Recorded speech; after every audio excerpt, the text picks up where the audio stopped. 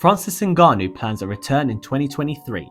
Will he still be with the UFC, or will he transition into the boxing world? Kamaru Usman makes a strange statement on the Joe Rogan Podcast. Did he really tell the truth, or was he making it up? And finally, after 12 years, MMA is finally back in France, and UFC just hosted its first event, and it was historic. But first, let's see what went down at UFC Fight Night France.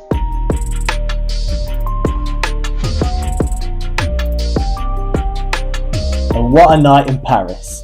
What a card and what a turnout. But before we get into that, make sure you give us a like and subscribe to support the channel.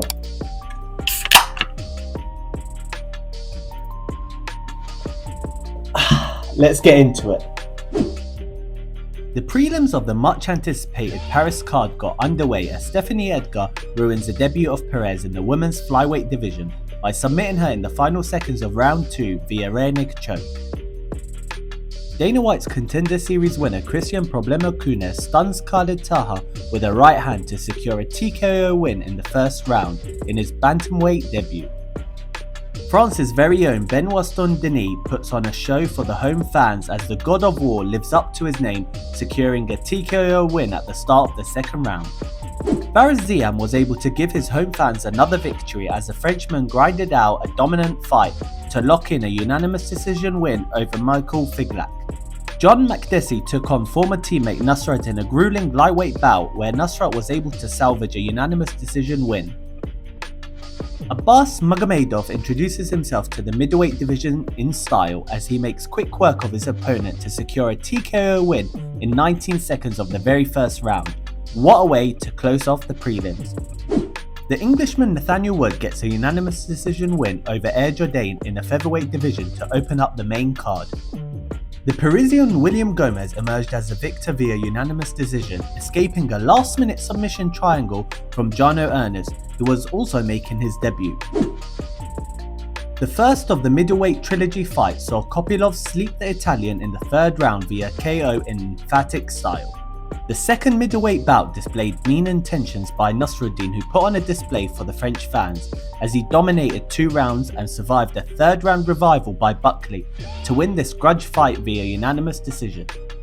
The co-main event and the third middleweight fight hosted Whittaker vs Vettori for a potential title contender eliminator. Whittaker showed his experience as he put on the pace and broke Vettori down over 3 rounds as he settled the feud with a decision win. Wow. What a fight. I'm speechless. What a display. Round 2 had everyone on their feet as both fighters showed toughness. Round 3 was even more entertaining. France will remember this. The world will definitely remember this. Bon Gamon, what a beast. And what a heart to put out Bam Bam in round 3. This fight was epic. Taito Avasa's stock will only rise. This is MMA. This is UFC. And this is the man who wants a title shot. No matter what, he wants a heavyweight strap. Thank you, Ty, for a show. That makes it 3 out of 3 for the MMA lab and for the French. Wow. The heavyweight champion state he's back in 2023. Many thought Ngannou would be back for UFC 282 at the end of the year, following his knee surgery. However, this now seems unlikely as the heavyweight champion told ESPN he still feels weak on it and that he would be targeting an early 2023 return. With Gane beating Tuivasa and John Jones fighting Miocic later this year, the division has never looked better. But the questions are still there. What of the negotiations between Francis and the UFC over his contract? And will he ever be allowed to have a super fight with Tyson Fury? As far as we know, he's still the undisputed heavyweight champion, and he will defend his belt. The question is against who? Let me know in the comment section down below who you think is next for him. Usman makes strange comments during episode 128 of the Joe Rogan Podcast. Usman appeared on the Joe Rogan Podcast and spoke about his loss to Leon Edwards, amongst other things. One of the conversations Usman talked about was only remembering waking up in the ambulance and that Edwards gave him a 20-minute nap after landing a beautiful leg kick KO.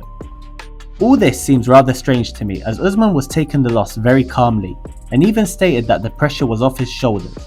However, I didn't believe him when he said that he only knew of the Anderson Silva win record during the Masvidal 2 fight. That, to me, just seems like nonsense. But one thing we can agree on is Conor McGregor's stupid tweets criticising Usman for bringing his daughter to the fight, because let's be honest, he's no role model for his kids. MMA is finally back in France and we love it.